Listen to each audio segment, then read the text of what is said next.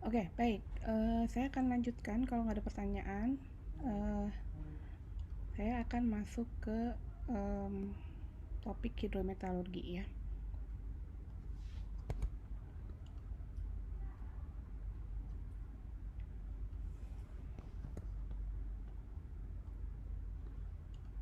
Suara saya begini masih kedengeran ya? Nah, jelas, Bu. Oh jelas, oke. Soalnya takut diganggu yang sebelah ya.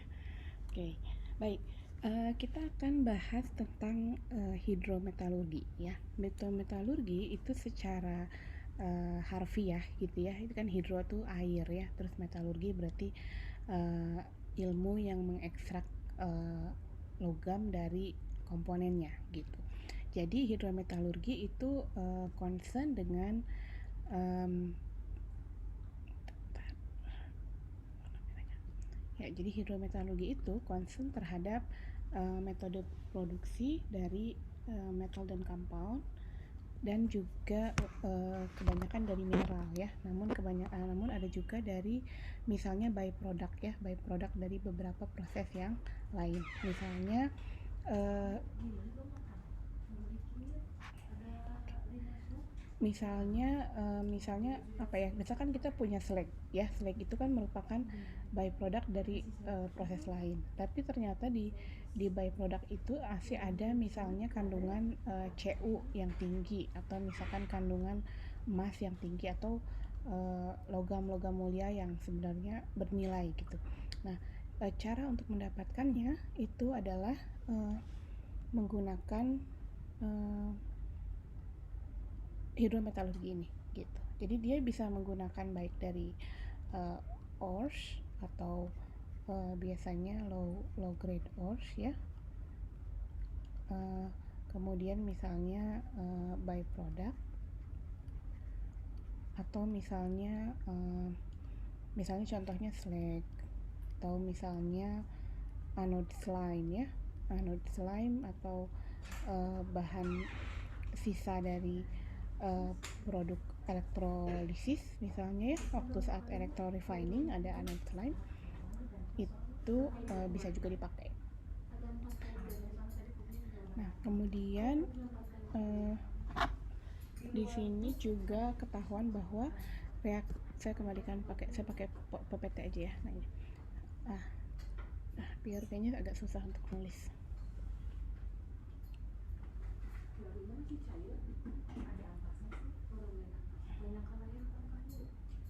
Nah, kemudian reaksi yang terjadi di hidrometalurgi itu biasanya dilakukan di aquatic medium. Jadi di aquatic medium, di media larutan, dan larutannya biasanya berbasis air, sehingga dia disebut dengan hidrometalurgi. Tapi sebenarnya larutan akuatik. Kenapa pakai larutan berbasis air? Karena sebenarnya yang paling umum aja ya, air air lebih uh, lebih apa namanya, jauh lebih lebih murah gitu untuk sebagai medium, kemudian dapat di recycle, dapat mudah didapatkan dibanding dengan dan juga dia sangat larutannya bersifat polar gitu ya. Jadi dia lebih lebih versatile atau lebih lebih gampang dijadikan dengan medium dibandingkan misalkan kita mau pakai apa ya, larutan organik dan segala macam. Ini tidak mungkin kita mungkin nanti ya, nanti di belakangnya pakai larutan organik, tapi untuk awal-awal biasanya menggunakan larutan berbasis air.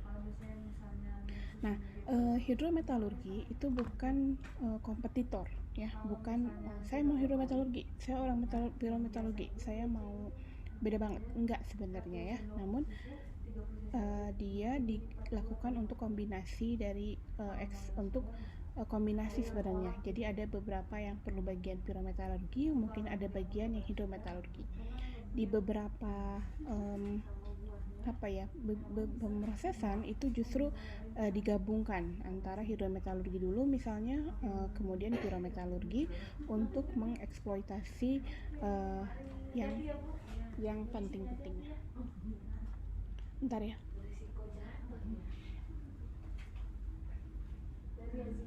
Oke, enggak, lanjut. Nah, kemudian biasanya dia terdiri dari tahap initial preparation, kemudian dissolution atau leaching, kemudian produk recovery. Ya bentar Mbak, bentar.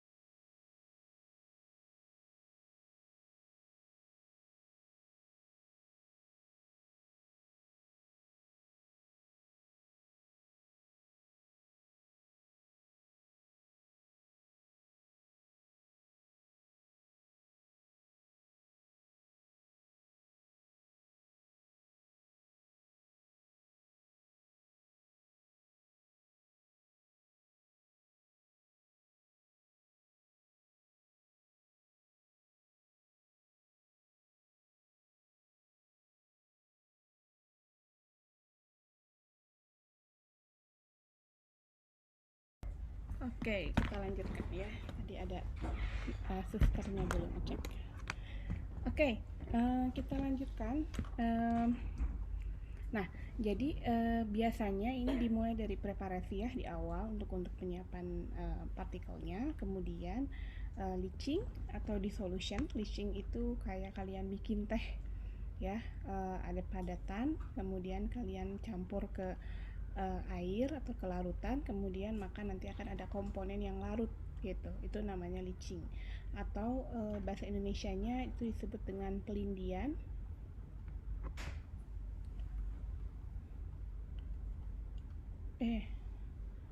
Jadi ini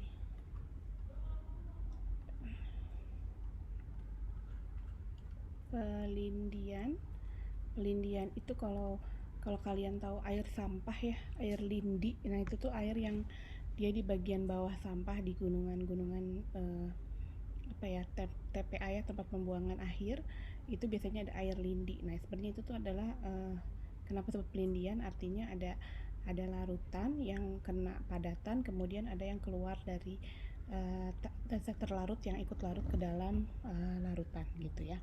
Dan lalu kemudian setelah preparation, dissolution, dan leaching, itu adalah produk recovery. Nah jadi ini adalah front end operation, yang di bawah adalah back end operation. Kalau kita lihat nanti memang prosesnya makin kesini dia makin makin ke teknik kimiaan ya, karena banyak perlu proses presipitasi atau proses solution gitu, ekstraksi. Nah jadi pertama ini ada resource-nya, kemudian dia di solusi terbatas atau pelarutan terbatas dengan proses leaching. Misalnya saya punya contoh ya, misalnya saya punya biji nikel limonite, nikelnya itu 2%. Ini dari penelitian saya tahun 2016, 1-2%. Nah ini dimasukkan ke dalam larutan H2SO4 gitu ya, very dilute, sangat cair. Nah nanti di sini dia akan terdisolusi, yang akan masuk ke sini akan ada nikel dalam akuatik ya, kemudian juga ada mungkin pengotor-pengotornya, ada Fe, ada Al, ada krom, ada Mg ya pokoknya. Nah dia akan larut, tapi rocknya atau batuannya itu nggak ikut larut di situ. Nah jadi di sini akan ada residu batuan ya, sisa spent residu. Biasanya residunya ini kalau yang sisa-sisanya ya kayak silikatnya gitu, jadi nggak larut gitu, batuan-batuan yang atau tanah-tanah awalnya dia nggak larut. Nah kemudian di sini akan ada leach solution, jadi kita punya campuran ini gitu, dan kita pengen seleksi mana yang kita ingin. Di sini kobalt juga ada ya. Nah setelah itu baru kita purifikasi untuk memisahkan produk yang kita inginkan dengan produk yang kita inginkan dengan yang lainnya ya, yang kita nggak inginkan juga gitu. Kemudian yang tidak diinginkan itu masuk ke effluent juga. Kemudian setelah purifikasi dia akan kita recover kembali. Recovernya dalam bentuk apa? Dia bisa dalam bentuk, kalau contohnya yang di penelitian saya lakukan ini yang di nickel limonite ini itu ke leaching. Nanti ada habis ya. Oke. Mau apa sayang? Mau minum? Ada larutan, terus di sini ada nanti ini sisanya ya, sisa biji kita pisahkan. Nah, larutannya ini kalau metode yang saya pakai itu ada pakai pengendapan selektif.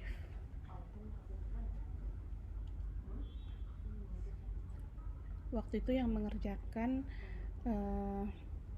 Dina sama Kana ya, Tekim 2016 International. Nah, di sini pengendapan ada 2 kali. Pengendapan juga. Nah, ini bentuknya namanya adalah mixed hydroxide precipitate. Jadi dia jadi presipitasi dengan namanya mixed hydroxide precipitate. Nah, tapi jadi ini bisa dijual dan ini bisa jadi compound contohnya. Tapi ada juga misalnya yang contohnya misalnya coba warna apa ya, green. Nah, misalnya dari sini dari leaching itu misalnya masuk ke ekstraksi, kemudian diteruskan lagi ekstraksi dan solvent extraction ya. Nanti didapatkan akan kita punya larutan yang murni Ni2+ solution, sementara yang lain-lainnya sudah keluar pengotor-pengotornya gitu. Dibuat sistem operasinya. Nanti Ni2 solutionnya itu kita recover untuk jadi logam dalam bentuk electrowinning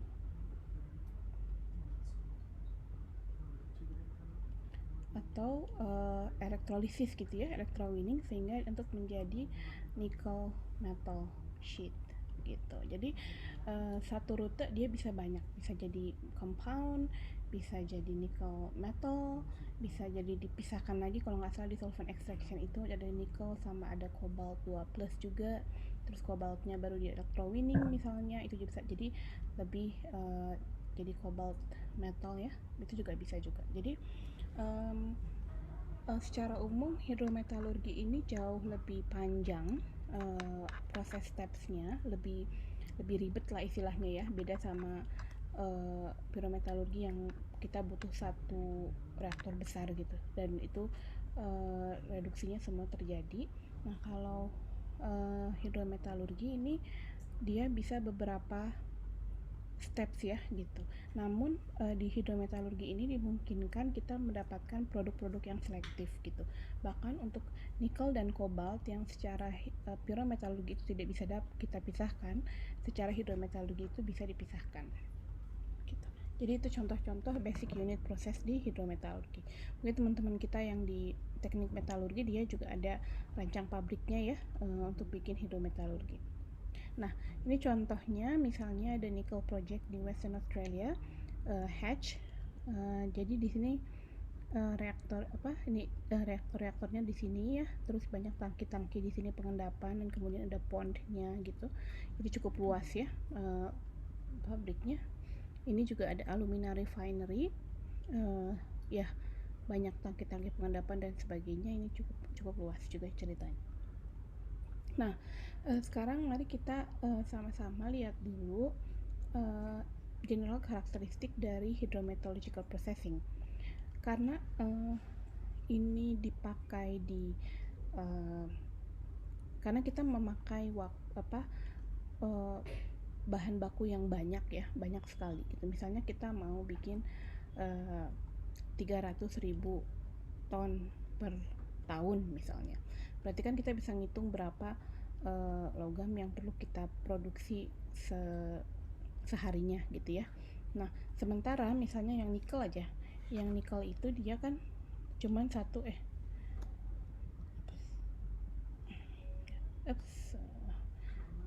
kontrol coba mana penghapusnya. Oke, sementara kan yang nikel ini kita tahu dia cuman hanya 2% misalkan 2% nikel gitu ya, atau 1% copper misalnya, sehingga yang terjadi adalah saya duduk kurang enak.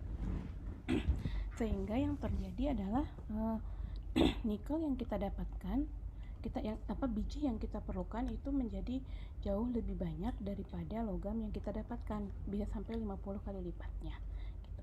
Dan kemudian processingnya juga adalah dilute atau encer, artinya logam yang bisa dilarutkan itu sangat encer atau kurang dari 1 mol per liter. Artinya Anda bisa bayangkan kalau misalkan kita mau berapa ya, misalnya mau 1000 ton nikel per hari gitu ya misalnya ya.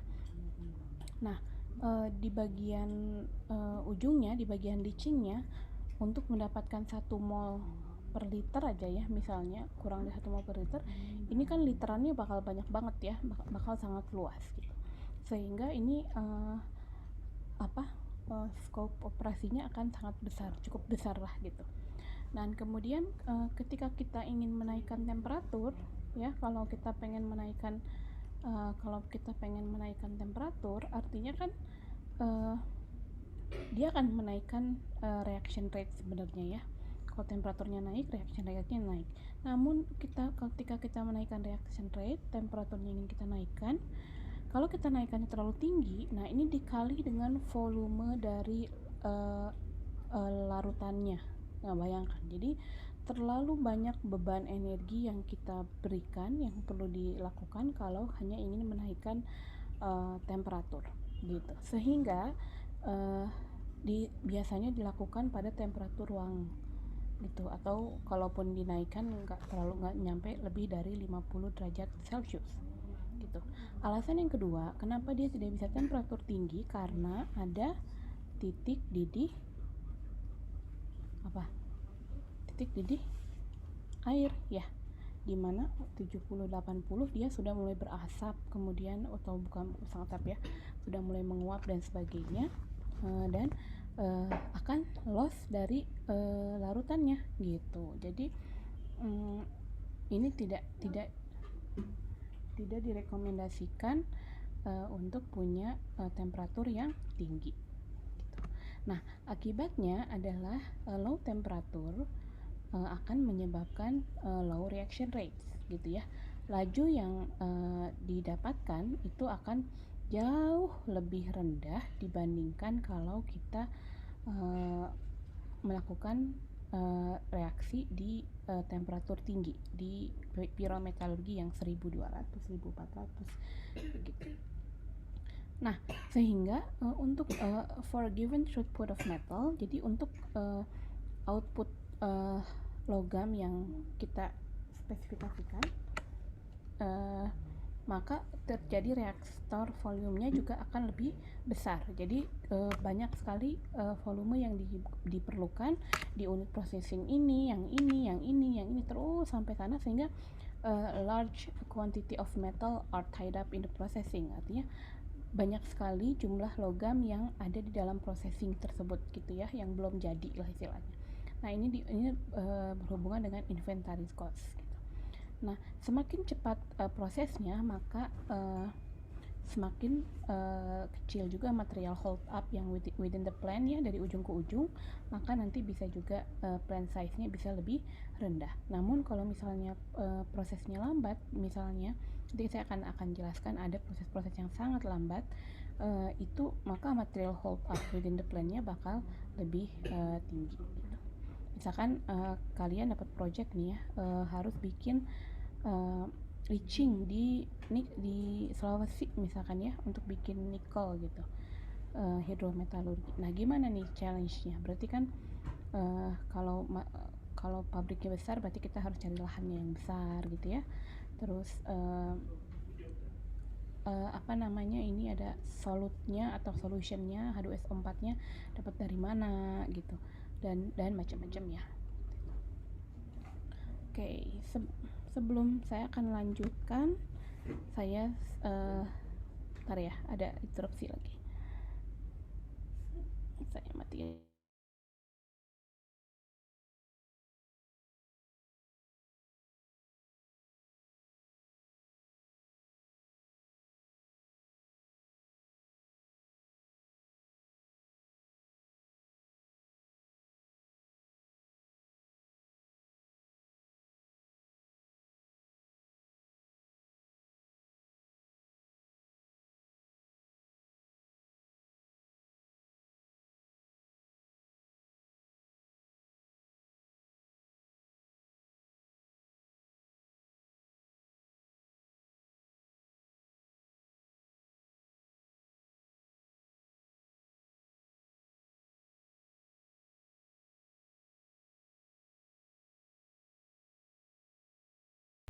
Oke, kita lanjutkan lagi. Nah, jadi seperti yang saya katakan tadi, kalau misalkan hidrometalurgi itu mau dilakukan di temperatur tinggi, itu bisa possible ya. Tapi harus dilakukan, it must be carried out, harus dilakukan pada kondisi yang bertekanan untuk menghindari loss of solvent. Jadi ada juga, misalnya saya mau cerita tentang aluminium.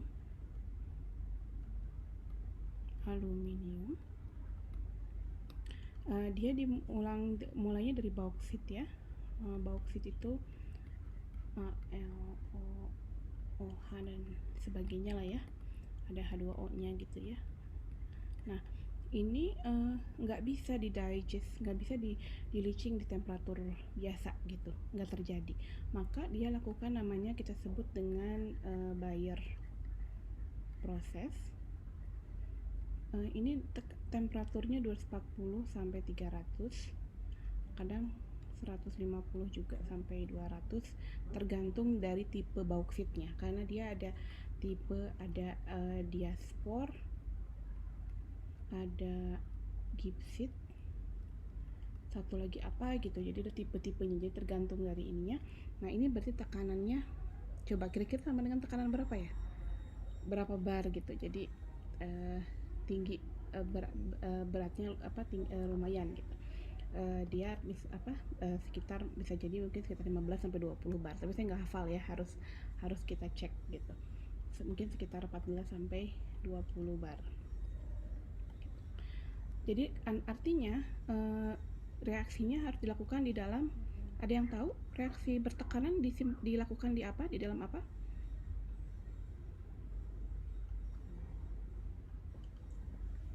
Autoclave, Bu. Nah, ya betul ya.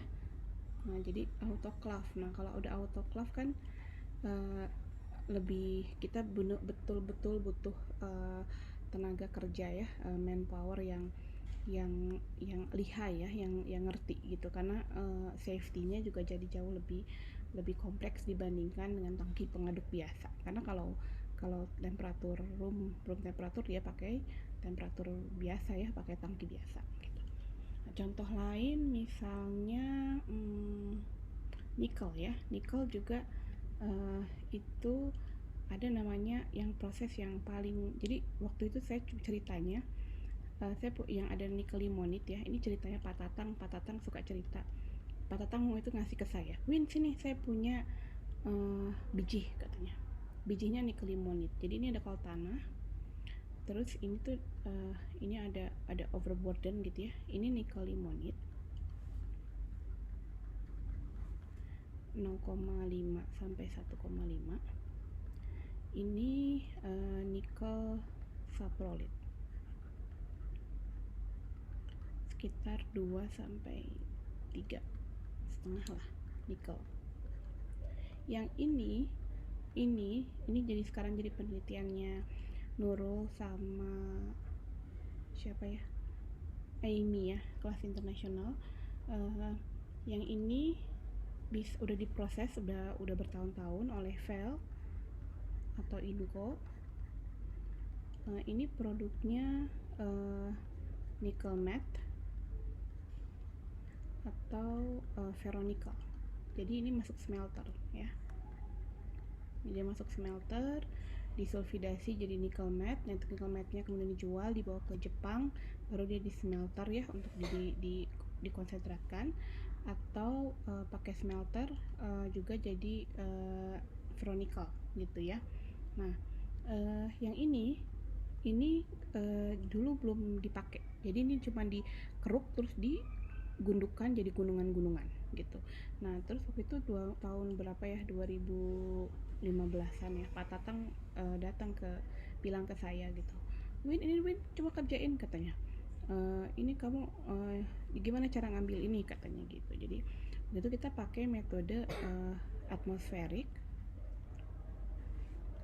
terus kita pakai gas SO2, gas ditambah oksigennya gitu, kalau udara gitu ya.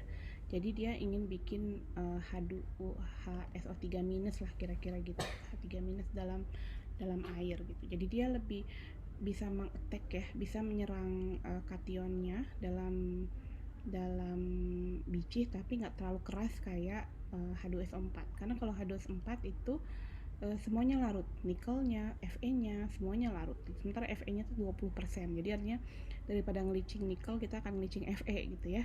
Nah, namun pas terakhir sampai beberapa tahun ya saya melakukan penelitian ini, memang karena dia prosesnya mild, jadi recovery-nya juga nggak bagus, maksimalnya 28%, nggak bisa 100% keambil si nickel limonitnya gitu. Nah, sehingga sampai saat ini untuk nickel limonit ini sekarang prosesnya namanya adalah HPAL atau apa ya, HPAL itu namanya apa? HPAL, Ari tahu HPAL nggak apa? High pressure acid leaching. Ya, betul. Jadi namanya adalah high pressure acid leaching. Jadi kalau kalian lihat tuh udah mulai kayaknya di Sulawesi sana dilakukan, dia tekanannya, dia punya temperaturnya 300-an kalau nggak salah ya, kurang lebih. Kemudian tekanannya juga tinggi, pressure-nya tinggi. Nah, di kondisi ini Fe-nya itu dia mengendap sebagai Fe23 kalau nggak salah. Jadi yang bisa larut itu di nikelnya aja gitu. Jadi intinya kalau misalnya kita mau high temperature boleh, tapi dia akhirnya bertekanan gitu, dan mahal di capital cost-nya. Tapi ya mau gimana lagi ya, kalau kita namanya ini penelitian, juga penelitian, tapi untuk karena kita harus yang ekonomis gitu ya, adalah tentu yang recovery-nya tinggi gitu. Jadi pasti saat ini kami juga milih ya, kalau disuruh bikin pabrik ya high pressure acid leaching gitu, yang lebih lebih lebih visible untuk dilaksanakan secara skala skala industri gitu. Nah, baik, saya lanjutkan ke sini ya. Nah, the size of hydrometallurgical plants are larger than pyrometallurgy. Jadi ukuran plantnya akan jauh lebih luas dibanding pyrometallurgi, dan equipmentnya atau alat-alat yang digunakan sebenarnya standar ya, kayak di teknik kimia. Ada pompa, ada perpipaan, ada filter, ada apa lagi ya? Ada tangki ya, ada kolom ekstraksi gitu, ada kolom absorpsi, pokoknya kayak larutan lah di teknik kimia. Tapi karena dia equipment cukup standar, maka dia akan reduce cost dibandingkan dengan teknologi smelter yang sangat sophisticated mungkin ya, temperatur tinggi juga. Nah, kemudian selanjutnya kalau misalnya kita ingin memanaskan solutionnya, yang dipanaskan, sebenarnya itu akan membutuhkan tadi yang saya bilang considerable amount of heat. Jadi, tapi kalau misalkan di pabrik tersebut ya, di sebelahnya atau di pabrik yang terintegrasi ada low grade heat misalnya ya, atau misalkan bekas dari gas buangan yang masih ada entalpinya gitu ya dari pyrometallurgical process, itu mungkin bisa digunakan untuk bisa menyuplai panasnya. Oke, sampai sini silakan, ada yang mau bertanya?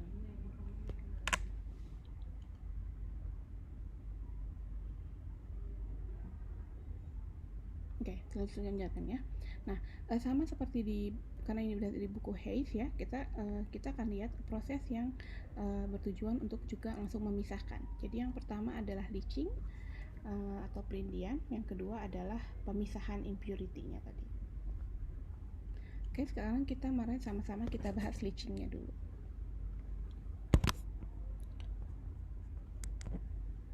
Baik, nah leaching, jadi leaching itu saya sih suka mengartikannya kayak kita mau bikin teh gitu ya. Saya ingat praktikum kimia kimia organik ya. Kalian masih dapat praktikum nggak kimia organik yang ngambil tein dari teh?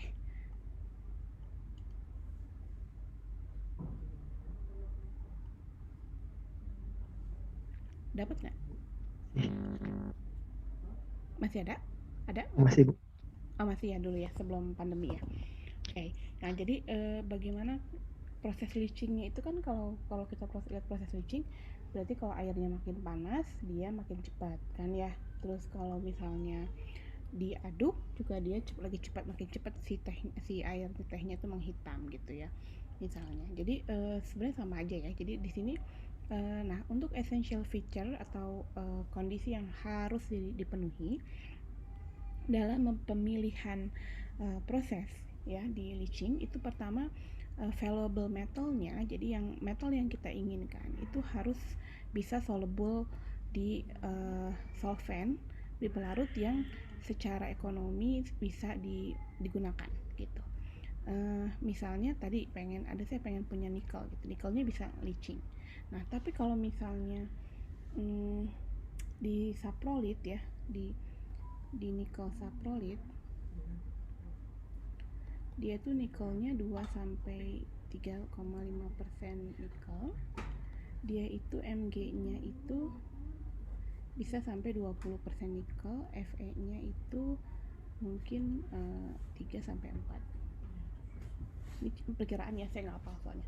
Nah, kalau di sini dia valuable metalnya soluble dalam air, dalam larutan H2SO4, namun Mg ya, magnesium itu juga gampang banget larut dalam air, maka ini nggak bisa buat hidro. Nah ini harus masuk pyrometallurgi sehingga nikelnya itu jadi fase oksida, sementara Mg nya juga masuk ke fase slag gitu ya. Nah kemudian setelah dia dilarutkan, si logamnya itu juga harus bisa economically recoverable, harus bisa diambil juga secara ekonomis dari solutionnya. Artinya si metalnya harus bisa diendapkan kembali, bisa diendapkan sebagai compound, atau bisa diendapkan secara electrowinning ya, elektrolisis untuk jadi metalnya. Intinya harus harus jadi diambil gitu ya cara solutionnya. Nah kemudian kalau misalnya ada impurity tadi yang di co-extracted during leaching yang bisa kita ambil selama leaching, misalkan tadi si nikelnya itu ada Fe-nya ikut masuk, itu ada Al, ada Cr, ada Ca, ada Mg, misalkan dia ikut masuk semua ya.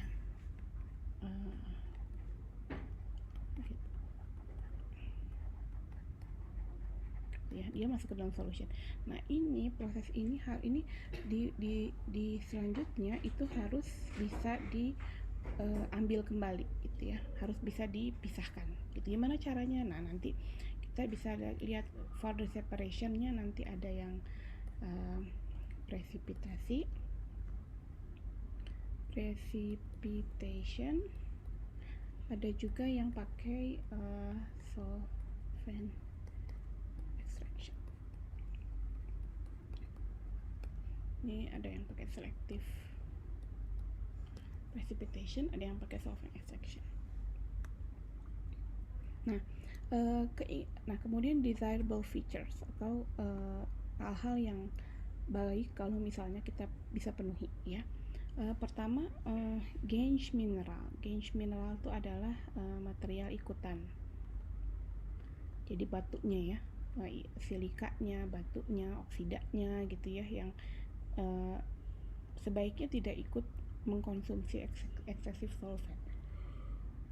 Kemudian solventnya tentu saja harus bisa di recycle gitu. Kenapa? Karena begitu kita punya larutan yang banyak, itu juga nggak bisa kita buang saja ke lingkungan tentu saja ya, karena nanti bisa jadi tidak baik buat lingkungan juga, sehingga karena dia itu ada bersifat asam solventnya atau mungkin bersifat basa, sehingga solventnya harus bisa di recycle dan di recover lagi dari hasil recycle-nya untuk digunakan kembali.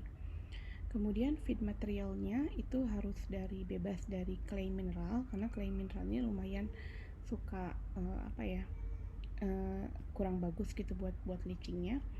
Nah, kemudian feed materialnya itu harus poros dan kemudian allowing direct contact ya with the solvent and the phase to be dissolved. Jadi bisa membuat kontak yang bagus dengan solvent dan fasa-fasanya. Jadi kalau enggak pun tidak berporus, berarti mungkin kita harus gerus dulu sampai size distributionnya harus rendah. Dan sebisa mungkin solventnya itu kalau bisa non-korosif dan non-toksik. Walaupun tidak menutup kemungkinan ada juga solvent yang korosif dan toksik yang dipakai. Misalnya cyanida. Ya, cyanida itu dipakai buat apa? Ada yang tahu?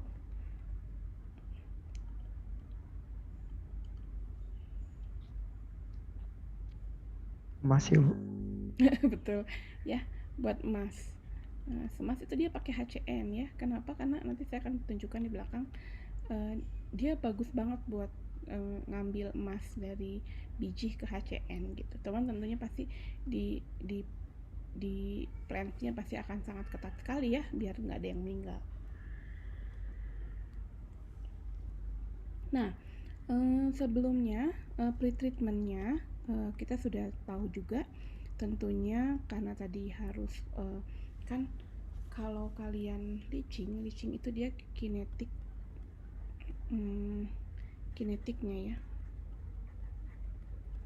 itu kan padat cair ya. Jadi kalau kalian punya padatan yang segini terus cairannya segini dengan padatannya yang segini terus cairannya segini, mana yang lebih cepat? Yang partikelnya besar atau partikelnya kecil?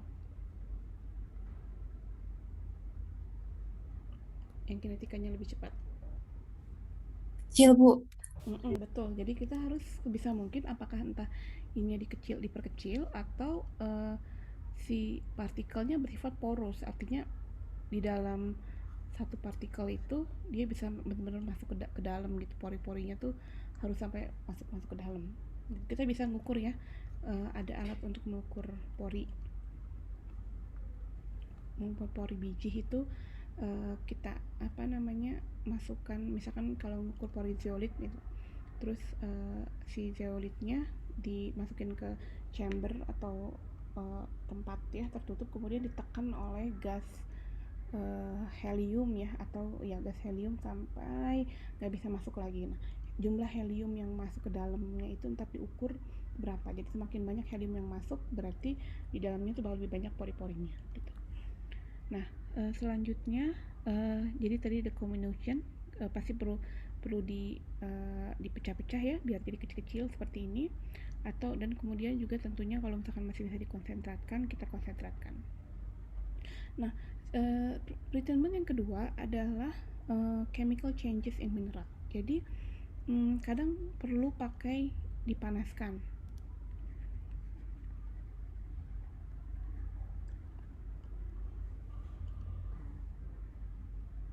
Dan ini in most case ya, kebanyakan menggunakan pyrometallurgical process atau sengaja dipanaskan untuk mengubah chemicalsnya kalau diperlukan.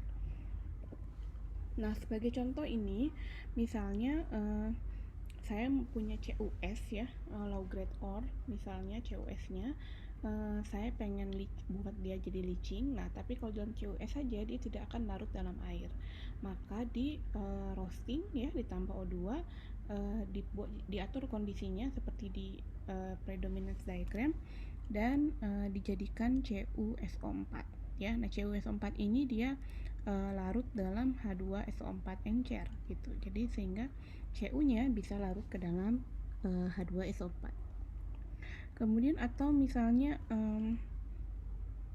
AuTe2 ya, aurum tellurium ini tidak gampang di leaching ya, tidak gampang untuk di leaching, sehingga dia dipanaskan dulu agar telluriumnya terpisah, dan sisanya adalah ada Au atau emas di dalam butir-butir grainnya gitu. Kemudian berikutnya misalnya ada zinc sulfide juga, tapi yang dalam low grade ores. Kemudian ini juga di roasting untuk jadi zinc oxide, dan zinc oxide ini lebih gampang untuk masuk ke dalam H2SO4 misalnya, atau HCl. Atau vanadium oksida ini sengaja dipanaskan dengan NaCl untuk menjadikan Na2Fe2O6. Nah, ini komponen ini larut dalam air sehingga memudahkan kita untuk melarutkan vanadium di dalam air gitu ya. Nah, jadi komponen on the left hand side jadi aurum, terus Zn, ZNS, kemudian CUS itu ya, dia tidak larut dalam air ya, in common regionnya di H2SO4 biasanya. Sementara yang sebelah sini dia lebih water soluble gitu, sehingga zinc oxide bisa larut di dalam asam encer. Kemudian aurum atau gold itu dia juga bisa larut di dalam larutan cyanida. Oke, nah ini saya ambil dari buku Treatise of Process Metallurgy, juga contoh-contoh reaksi-reaksi yang bisa dilihat.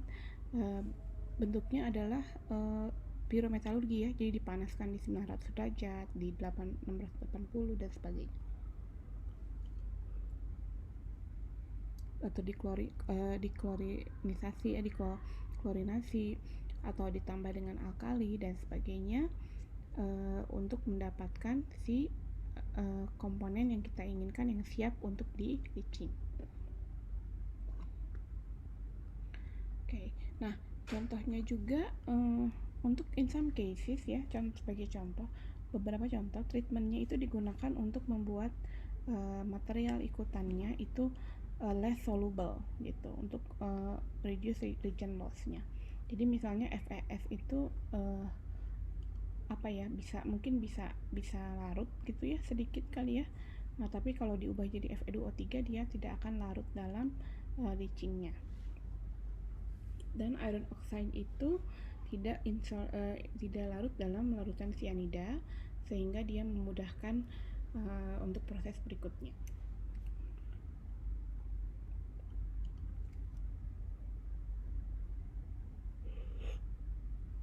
Oke. Nah, sekarang kita akan bicara tentang scale dari leaching ya. Scale dari leaching ini ada beberapa. Oke. Scale dari leaching ini ada beberapa. Di antaranya adalah dari skala yang paling lambat sampai paling cepat. Yang paling lambat tapi sebenarnya yang dia tidak dikemana-manakan adalah in situ leaching. Jadi in situ tuh di tempatnya ya. Jadi leachingnya di dalam ore-nya gitu.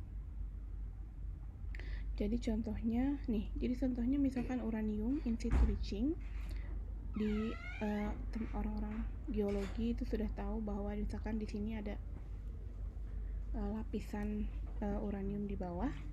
Nah, maka yang dilakukan adalah dibor di sebelah sini dan dibor sebelah sini gitu ya, dengan lihat batuannya. Kemudian diinjeksikan larutan,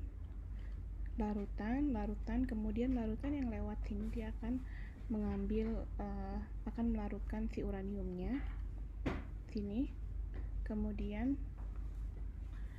nanti ditarik dengan pompa ya. Nah, sehingga di sini didapatkan adalah si larutannya gitu. Nah, larutannya nanti jadi yang kita proses di permukaan itu udah berupa larutan leachingnya. Kemudian dari sini masuk ke extraction ya, extraction column, kemudian masuk ke recovery, kemudian dipresipitasi sebagai yellow cake ya, sebagai yellow cake drying, atau yellow cake itu adalah nama lain dari UO2. Jadi yellow cake nih diendapkan sebagai itu. Sementara yang bagian thickener dan yang lainnya, ini contoh-contoh ya, contoh bentuk-bentuk yang lain. Jadi kelebihan dari uranium in situ leaching itu adalah kita tidak melakukan penggalian, kita tidak melakukan pengeboran, penggalian. Namun kekurangannya kalau misalnya ada run of water ya, ada air yang ikut kena air, kemudian ada masuk ke dalam aliran bawah tanah di dalam sungainya gitu ya, aliran bawah tanah dan sebagainya, itu yang menjadi masalah gitu, dan membawa limbah radioaktif gitu, itu jadi masalah.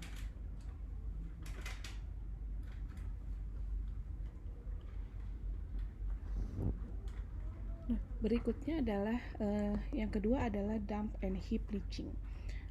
Dump and heap leaching ini cukup banyak dilakukan, terutama di negara-negara yang curah hujannya sedikit ya, misalnya di Chili atau di Amerika Selatan gitu ya.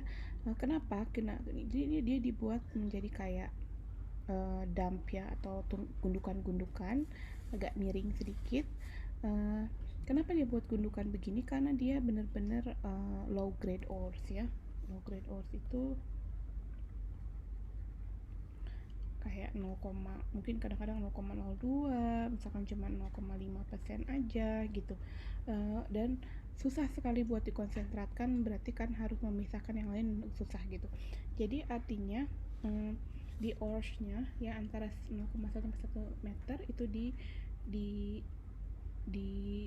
dikeruk, kemudian digundukkan dalam bentuknya di tempat gitu, terus di bawahnya ada rubber lining, artinya biar airnya tidak masuk ke dalam tanah. Kemudian di atas itu diberikan asam encer ya, ada berupa sprinkler. Di sprinklernya itu kemudian dia kayak nyiram. Nah, si sprinkler ini kemudian dia akan turun ke bawah sambil berkontak dengan padatan tersebut gitu. Nah, dan membawa logam yang larut dalam larutan leaching tersebut. Nanti tetes-tetes dan air larutan-larutannya ini dikumpulkan di suatu saluran, namanya adalah leachate, dan dikumpulkan di collection ditch. Kemudian dari sini diekstraksi, sementara yang larutannya yang sudah nggak kaya dengan logamnya dibalikan untuk diresirkulasi, untuk di-sprinkle lagi. Sementara kemudian ini masuk ke dalam solvent extraction ya. Jadi XX itu adalah solvent extraction, sementara EW itu adalah electrowinning. Jadi dia dikonsentratkan di sini, terus diambil dan kemudian di electrowinning untuk menjadikan logam. Efisiensinya adalah sekitar 60%. Nah, ini contohnya gambarnya. Jadi ini ditumpuk-tumpuk ya. Di sini ada liningnya dari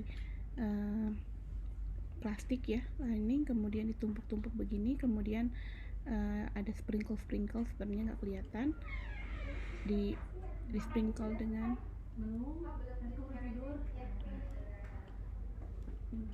terus diambil aja mbak, makannya belum ya? Nggak apa-apa, diambil aja, kasih. kemudian sprinklenya dia akan menyiram, nanti tetes-tetes yang lebih kaya dengan si logamnya itu akan ngumpul di selokannya ini ya, di collection ditch-nya, kemudian dikumpulkan dan siap untuk diproses gitu.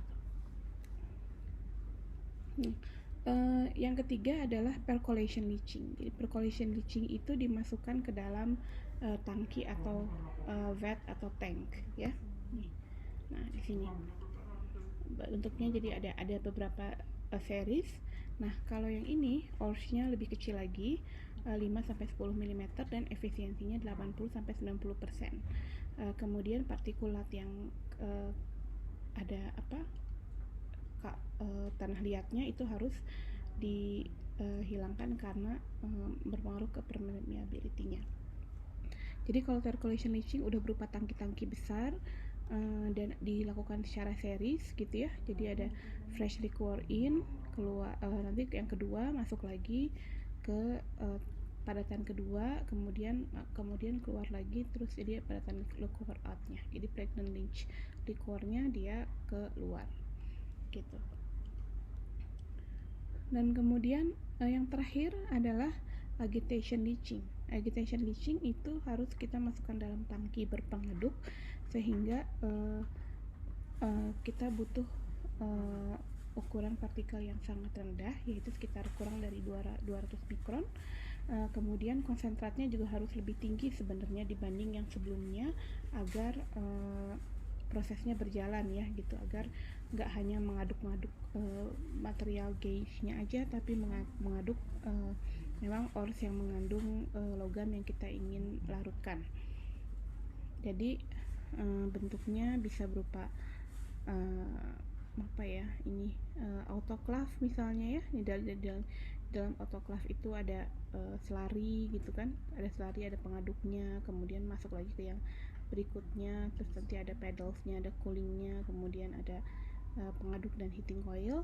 Atau misalnya ini tangki berpengaduk biasa, ada bafflesnya dan ada selari ya, atau selarinya solid dan liquidnya gitu, atau mungkin berupa pacuca tank, pacuka tank ya di sini begitu, untuk selarinya masuk sementara udaranya sini dan dia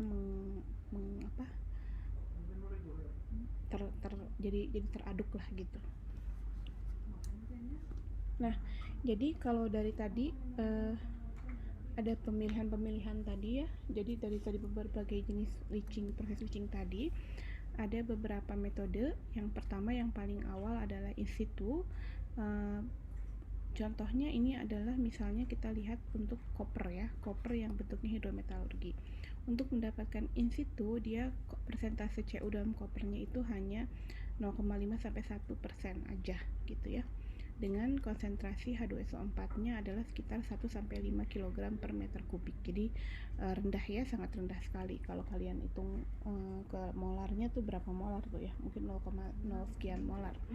Dan kemudian hasil dari CU concentration-nya adalah sekitar 1-2 kg per meter kubik. Jadi sangat-sangat jilut ya, sangat-sangat encer.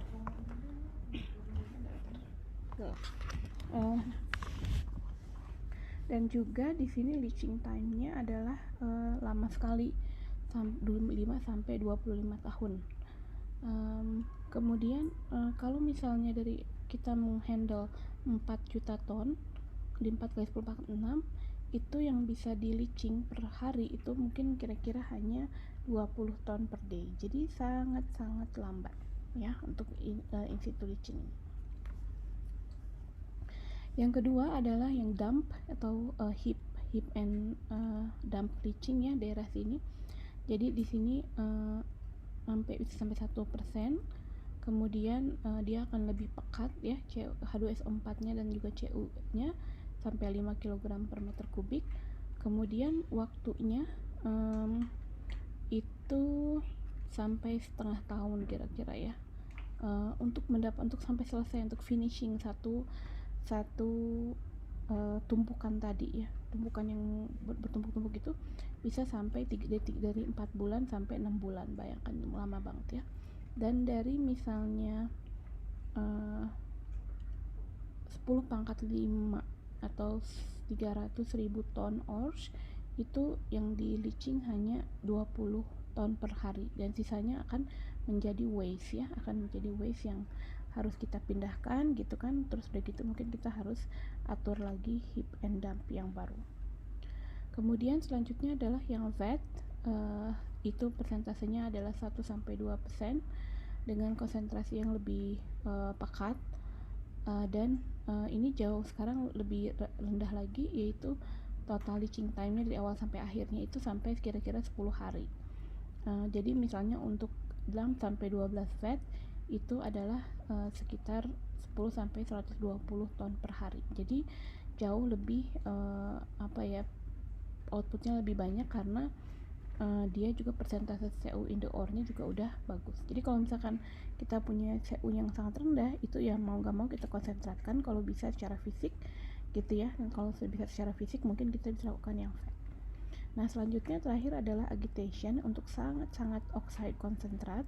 Jadi setelah dari roaster calcine atau oxide konsentrat dan tidak bisa dilakukan secara pyrometallurgi ya, for some reason ya, untuk alasan tertentu, maka misalnya ini CO-nya antara 20-30% atau 30-40%.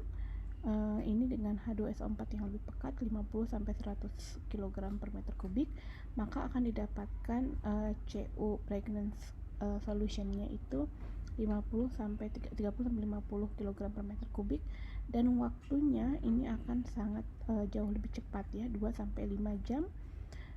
Jadi dengan 40 leaching tank itu bisa mendapatkan 350 ton per day. Jadi di sini kita bisa lihat perbedaannya, jenis dari skala dan yang akan menyambung juga ke jenis kinetikanya, apakah mau lambat atau apakah mau cepat. Oke, sampai sini dulu. Silakan, ada yang mau bertanya?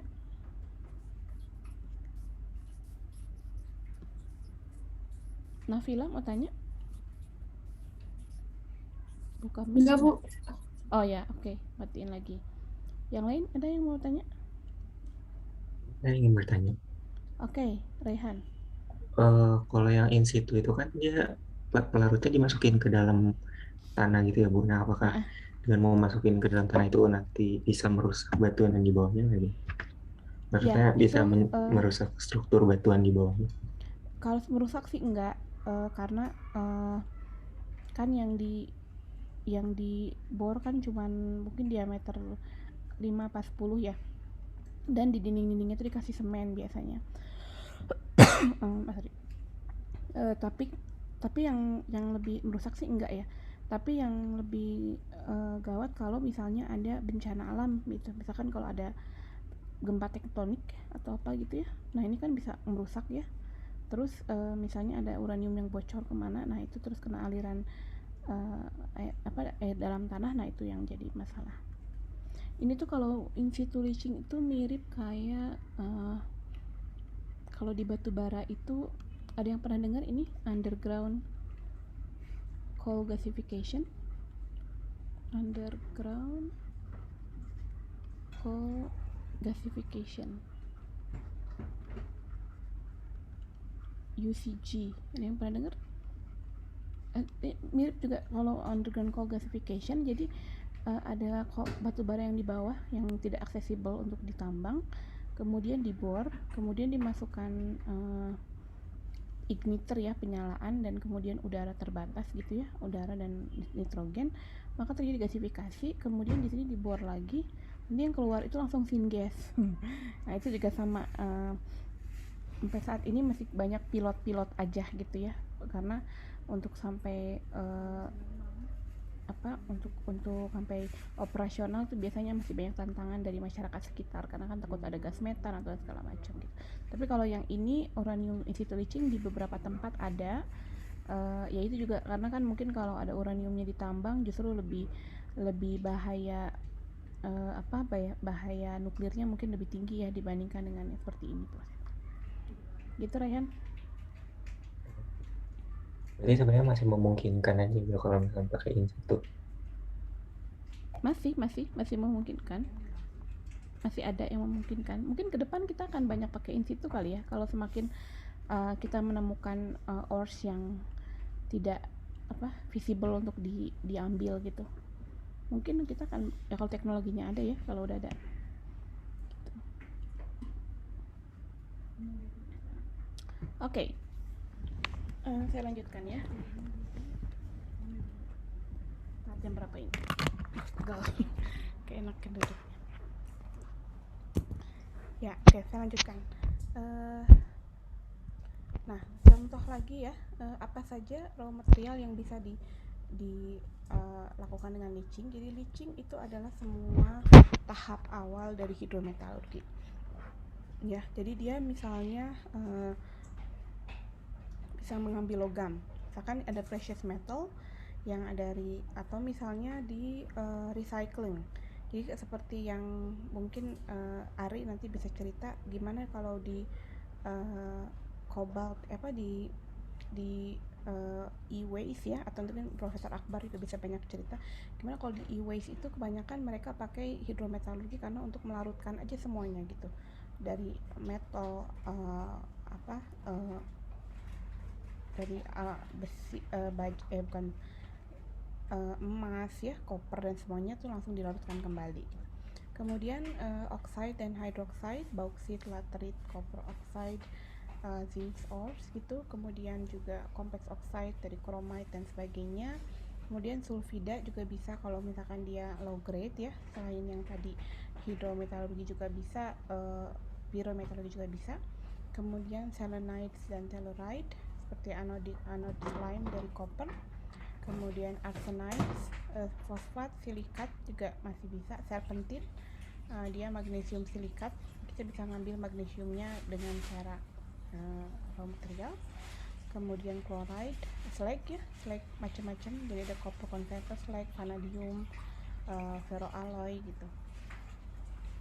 Spent katalis, nah ini juga sebenarnya di kita ya, kalau kita punya katalis nikel dan macam-macam tuh ya, yang dari Pak Bagio. Nah ini katanya ada alumni teknik kimia yang merecover nikelnya, karena kan kalau di katalis itu nikelnya itu nempel di permukaan ya, kecil-kecil gitu ya, nempel impregnated gitu di permukaannya. Ini gimana caranya biar bisa diambil. Kemudian spaces, heavy metal dan sebagainya.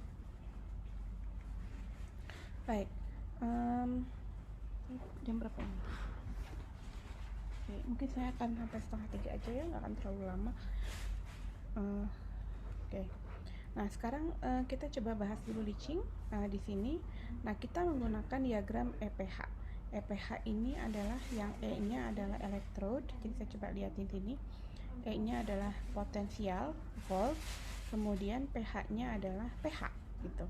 Karena menggunakan potensial dari reaksi gitu.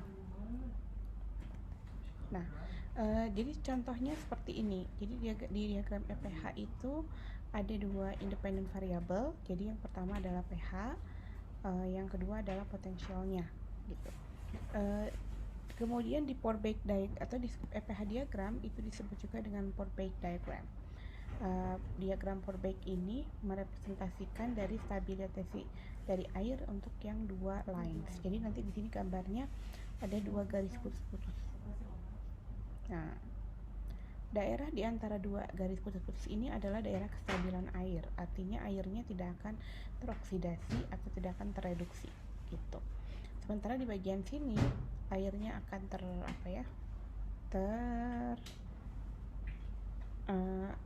dari -2 ke 0 jadi teroksidasi ya, teroksidasi atau tereduksi gitu di bawah sini. Coba saya kembali lagi ke sini. Jadi diagram Purbake atau EPH diagram itu seperti diagram fasa. Jadi dia menunjukkan relative stability dari metal. Jadi logam mana yang paling stabil, atau komponen logam mana atau senyawa logam mana yang paling stabil kalau kita ada di tekanan tertentu dan temperatur tertentu dan potensial elektroda tertentu di larutan aqueous gitu. Tahu potensial elektroda dari mana? Itu dari kalau reaksi redoks ya, reaksi reduksi oksidasi itu kan ada potensial elektrodanya, jadi lihat dari situ. Maka yang dicari adalah kita cari soluble speciesnya, nanti kita cari pH-nya. Mungkin lebih enak baca di sini ya. Nah, jadi di sini ada dua oksidasinya, ada dua garis. Pertama oksidasi dari air, kemudian yang bawah adalah reduksi dari air. Lebih gampang kalau kita lihat gambar di sini. Nah, jadi ini adalah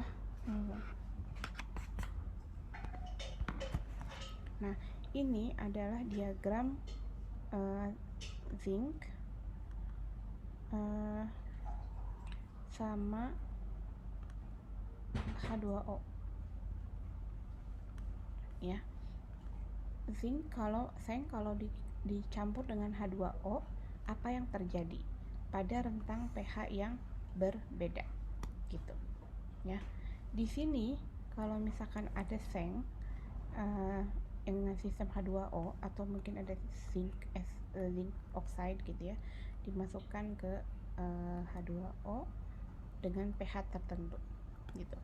Kalau misalkan pH-nya daerah sini, maka kita lihat ke atas, kemudian kita lihat potential fault-nya berapa misalnya. Nah, di sini daerah sini, maka dia akan menjadi zinc 2+. Artinya dia akan larut dalam air gitu. Jadi kalau saya punya biji, misalkan di sini ada ZN2O, ZNO, kemudian sisanya adalah batuan lain ya, gitu. Terus saya masukkan ini ke dalam pH berapa nih? pH 4 misalnya. Terus mungkin diaduk-aduk atau gimana ya, atau mungkin diapain. Nanti si zinc oxide-nya ini akan larut jadi ZN2+. Gitu. Mau sih ya, kita mau ya, karena kita pengen dapat zinc oxide 2+. Jadi kita pengen larutan yang dia terlarut dalam air, si logam yang terlarut dalam air. Nanti selanjutnya zincnya biar diendapin lagi gimana? Bisa jadi dikonsentratkan dengan solvent extraction, bisa jadi diendapkan selektif misalnya, atau yang lain-lain sehingga sampai kita dapat zinc metal. Nah, di sini di pH ini dari pH berapa nih? 7 ya. 7 sampai 13 yang stabil ini adalah angkanya adalah tulisannya adalah zinc oxide. Padatan ya, zinc oxide. Nah, artinya di sini kalau saya punya zinc oxide, saya masukin ke basa daerah sini 8/9, si zinc oxide-nya tetap dalam fasa padat, dia nggak akan terlarut ke larutan gitu. Kalau ingin terlarut berarti kita harus bawa pH-nya dia ke yang lebih rendah sini gitu ya, pH-nya jadi lebih rendah, atau mungkin masih bisa ya dari 0, 1, 2, 3, 4, 5, 6 masih boleh, 7 pun kadang masih boleh gitu. Nah, artinya di sini kesimpulannya bisa kita baca di sini. Zinc 2+ ions are thermodynamically stable in the area X. Zinc oxide, ion zinc oxide itu stabil di area-area ini gitu. Nah, tapi tentunya kita nggak ingin dia di atas dari batas kestabilan air gitu ya. Ngapain juga airnya jadi ikut terlepas gitu. Nah, this implies that if any other zinc species in the system is exposed to the condition, potential, and the pH in the area, it will tend to be converted to zinc 2 species. Gitu. Nah, artinya kalau misalkan ada seng lain, misalkan ada ZNO ya di sini, maka kalau kita masukkan ke kondisi ini, lama-lama si ZNO-nya akan terurai jadi ZN2+ ditambah dengan oksigennya yang ikut terlarut gitu. Nah, makanya karena ini merupakan relative stability, kita bisa atur dulu kondisinya agar dia di daerah ini. Seberapa cepat, seberapa lambat itu masuk ke kinetika. Jadi bagaimana dia lebih cepat, bagaimana dia lambat, itu tergantung dari kinetikanya. Sampai sini ada yang mau bertanya?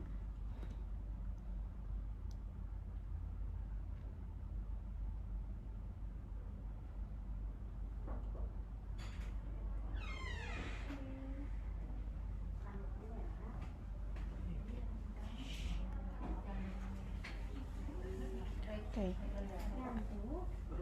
Yang lain, yang bentar.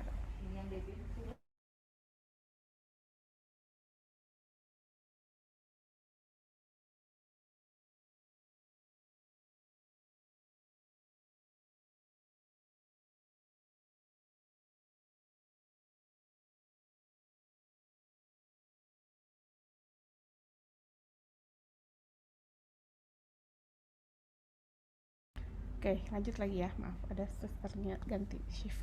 Oke, di gambar S ini juga Anda bisa lihat sebenarnya di sini bisa juga ya.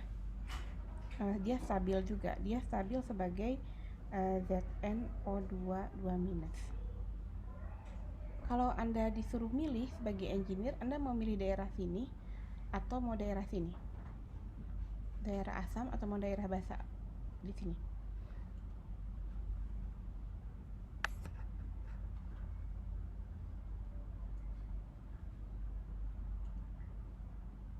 Mungkin kiri, Bu. Yang kiri, kenapa yang Mungkin kiri? kiri. Karena daerah operasinya lebih besar. Nah betul, daerah operasinya lebih besar, terus pH-nya kan low ya, 5 juga udah bisa ya, 6 juga udah bisa. Jadi kan kita mungkin butuh reagennya lebih sedikit gitu ya. Kalau di sini bisa sih kalau mau basa, kalau Anda mau zinc oxide-nya terlarut juga, tapi kan di sini sangat ekstrim ya, hampir 4 pH-nya hampir 14. 12, 14 ya, 8, 10, 11, 12, 14, bahkan mungkin lebih. Jadi pekat sekali basanya, jadi tidak efisien untuk proses gitu ya. Nah jadi milihnya adalah di daerah sini gitu. Nah ini gambar yang lainnya lagi sama sebenarnya, di mana jadi ini adalah garis zinc, garis di mana H2-nya tereduksi atau H2-nya teroksidasi, H2O-nya. Kemudian di sini ada, nah di sini jadi dia zinc oxide, zinc 2+, dia jadi aqueous.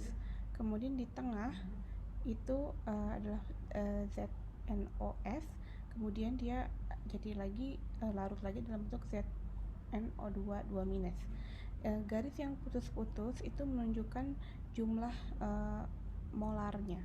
Jadi semakin pekat, misalkan 1 molar ya, daerah ZnO-nya lebih luas gitu. Tapi kalau misalnya lebih dilute di sini ya, lebih encer, yang titik-titik ini daerah zinc oxide-nya lebih kecil. Jadi sebenarnya mau encer dan temperatur ini juga oke ya, lebih oke gitu. Nah inilah yang karena sangat favorable untuk zinc oxide, biasanya hidrometalurgi dari ZnO itu digunakan di pH asam gitu, sekitar 4 atau 5 tergantung dari persentase konsentrasi dari Zn-nya. Nah, jadi di sini sebenarnya udah jelas ya ceritanya. Untuk mendapatkan Zn2+ di solutionnya, jadi kita mungkin campur pada low pH, di mana asamnya itu akan menyerang dari zinc oxide atau zinc oksidanya berupa zinc oksida dalam fasa padat, ditambah dengan, karena dia asam ya tadi, pH asam ditambah dengan H2H+, itu jadi Zn2+ ditambah dengan H2O gitu. Nah sebenarnya pada pH yang tinggi, zinc juga bisa kita dapatkan sebagai Zn2O2-, tapi tidak favorable gitu ya. Nah gitu.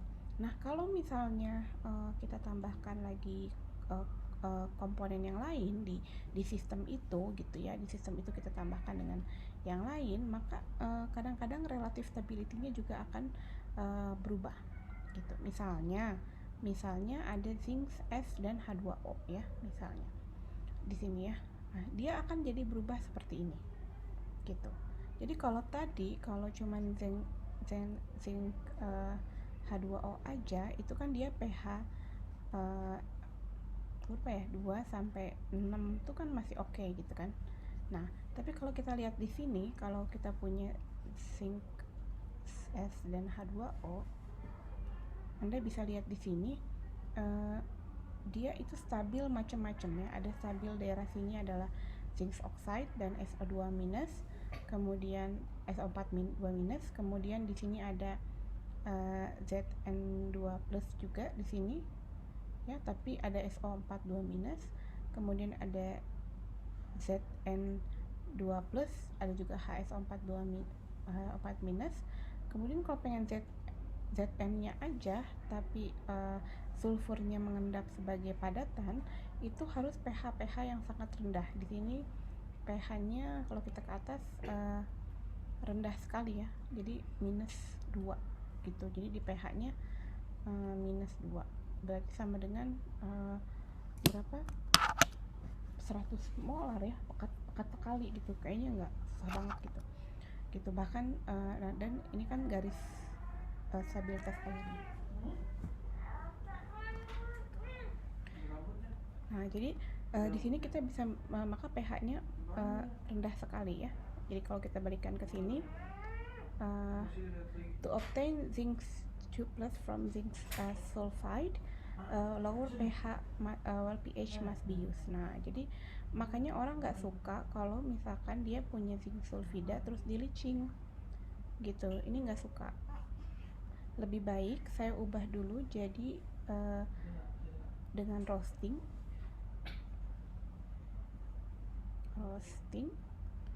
jadi zinc oxide ZNO, baru kemudian di leaching.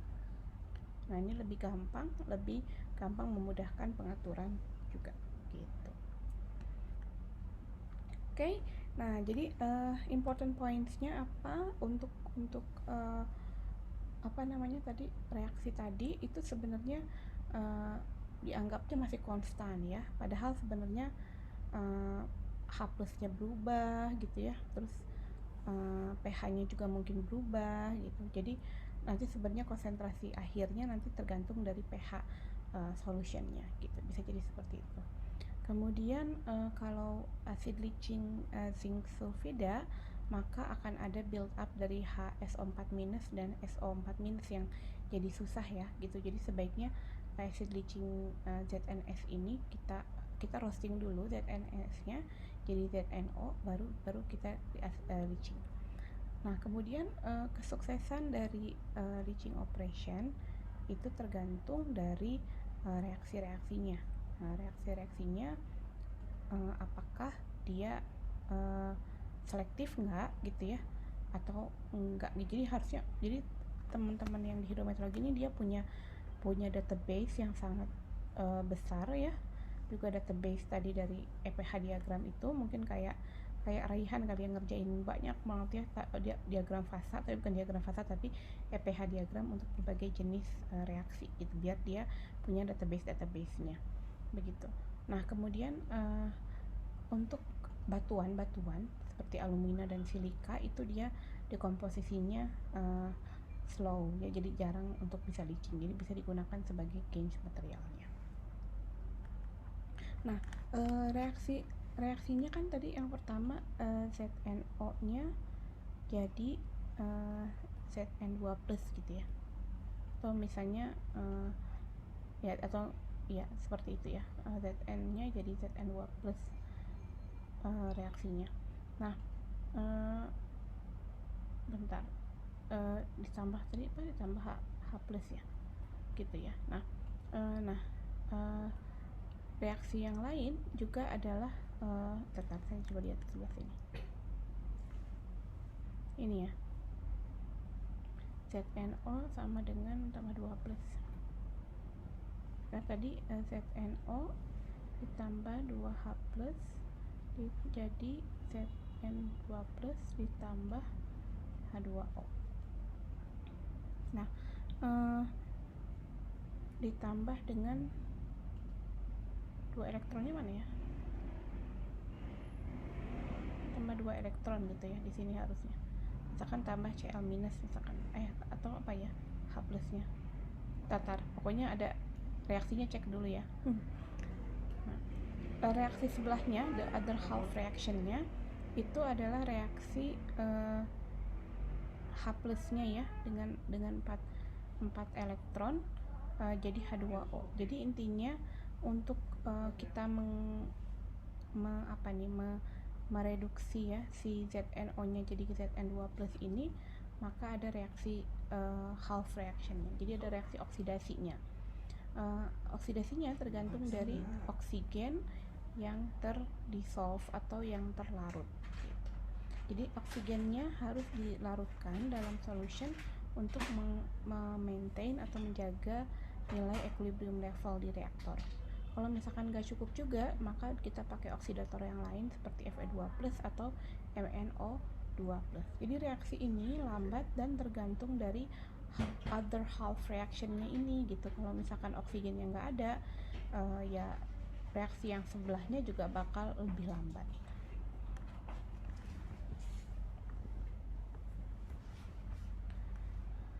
Nah, dan solubility dari oksigen itu akan berpengaruh juga ya, dia fungsi dari temperatur. Jadi misalkan kalau daerah-daerah sini dia nggak banyak ya, berapa mili oksigen per gram H2O nya itu kayak ikan lah istilahnya, kayak di laut, kayak di sungai gitu ya, nggak terlalu besar sebenarnya oksigennya. Jadi tergantung dari seberapa besar oksigen. Makanya di proses leaching itu kadang sengaja kita bubbling oksigen untuk tetap maintain kondisi oksigen.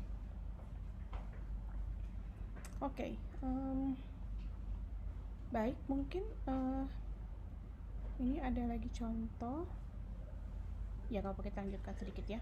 Nah, contoh lain itu adalah misalnya kita pakai leaching untuk sebagai base exchange reaction. Nah, contohnya adalah misalnya ini ada Scheelite ya, atau CaWO4, kemudian apa oke ya, misalnya sama ada wolframite gitu. Misalnya saya punya CaWO4 dan juga saya punya FeMnWO4. Ada yang tahu wolfram, tungsten, dia bahan pembuat lampu. Nah, betul, buat lampu pijar ya, buat wolfram. Jadi kita sebenarnya pengen dapat anionnya gitu ya. Maka kemudian yang kita lakukan adalah mirip seperti di diagram fase atau di predominance diagram, kita petakan di dirinya aja deh. Nah gitu. Nah, kita buat EPH diagram untuk 4 komponen. Jadi kalian mungkin bisa lihat di sini. Komponen pertama ini adalah si wolframnya aja dengan H dan O ya. Yang ini adalah wolfram dengan Ca. Yang ini si wolframnya digabung dengan mangan.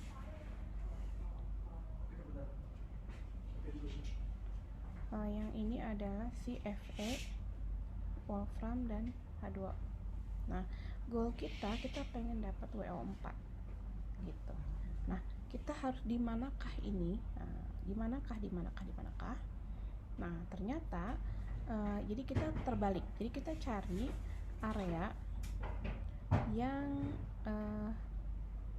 dia itu yang lain larut tapi wolframnya nggak larut gitu ceritanya. Jadi kita cari daerah area di akhirnya di daerah sini nih.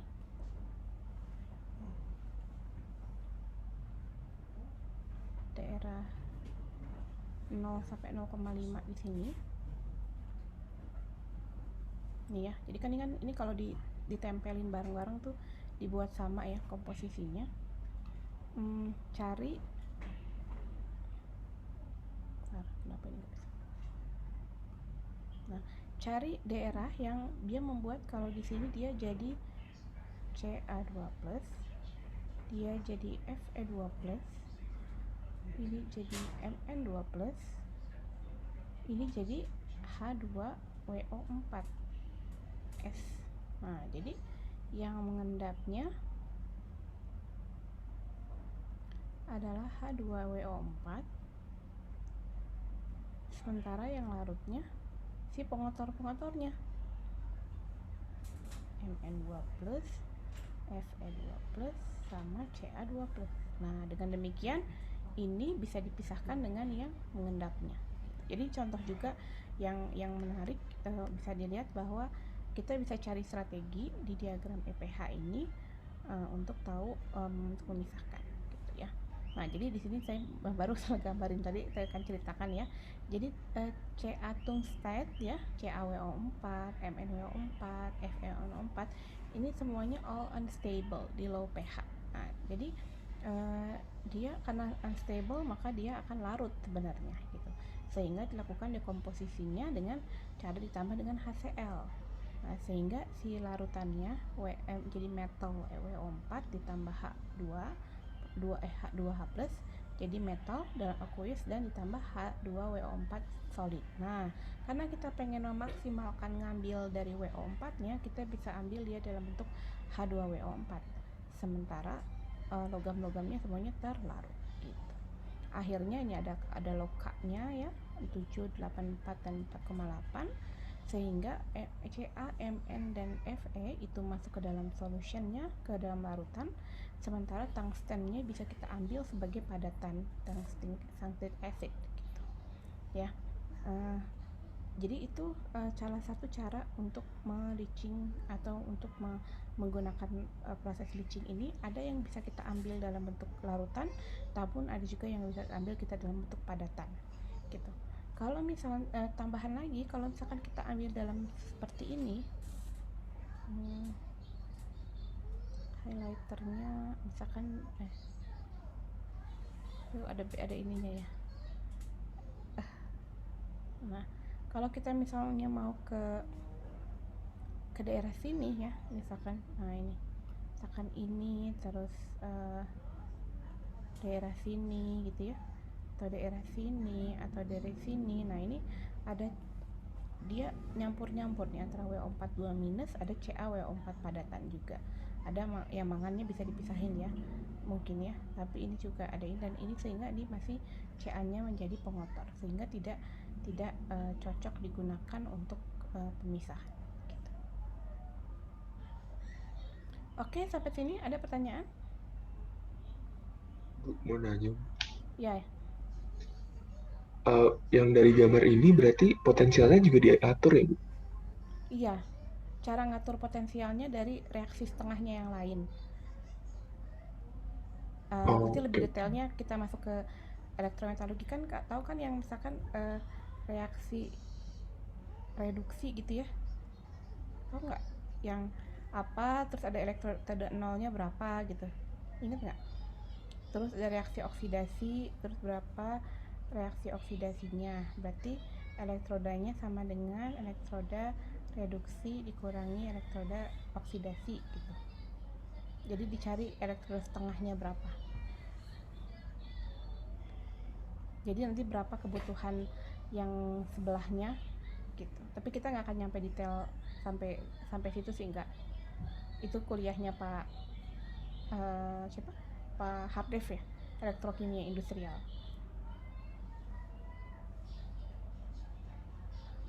Oke, Gimana? baik. Menjawab? Tapi kalau misalkan Daniel tertarik, nanti saya kasih tahu contohnya ya. Ada di buku yang mana gitu kalau nggak salah. Nanti mungkin saya bisa screenshotkan atau kopikan contoh yang penjelasan lebih detail ya, biar kita nggak ngambang ceritanya.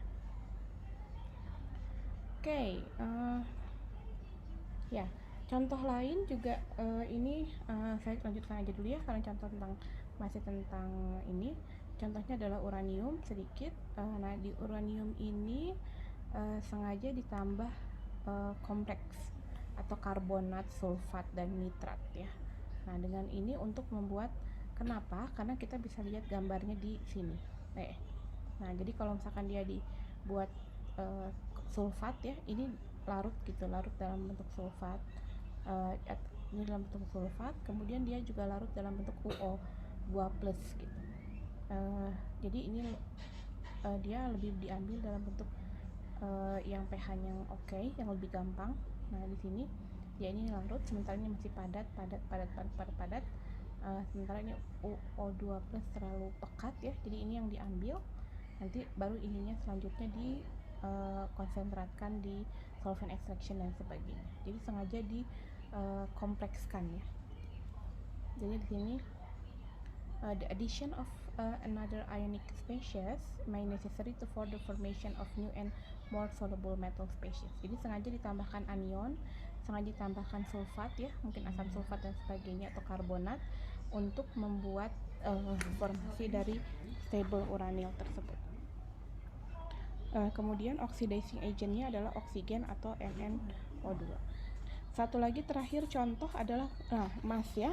Nah, kenapa emas itu ditambahkan dengan menggunakan sodium cyanida? Karena dia membentuk AuCN2 yang jauh lebih stabil dibandingkan dengan Au.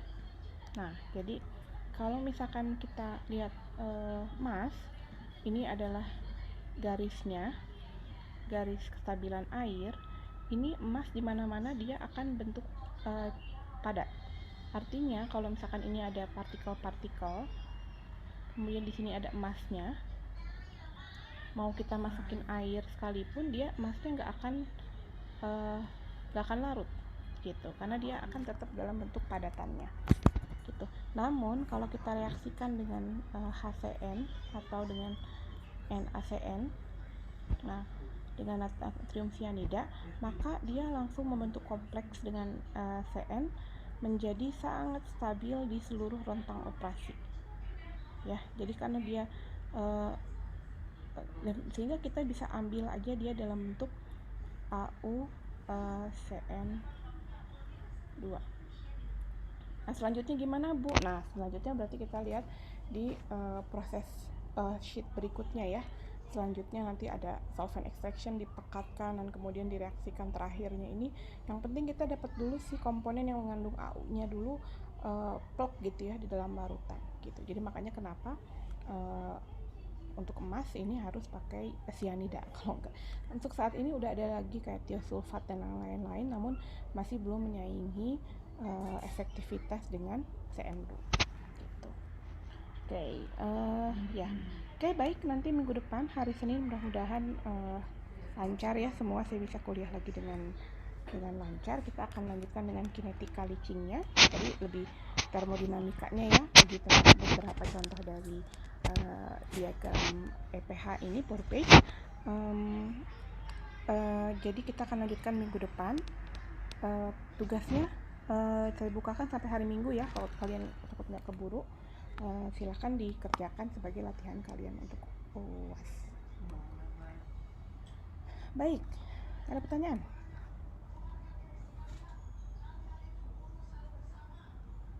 Dari sini kalian sudah bisa berpikir ya, nanti mau masuk apa aja ya, mau topik yang mana. Mungkin kalian pengen topik hidrometalurgi, mau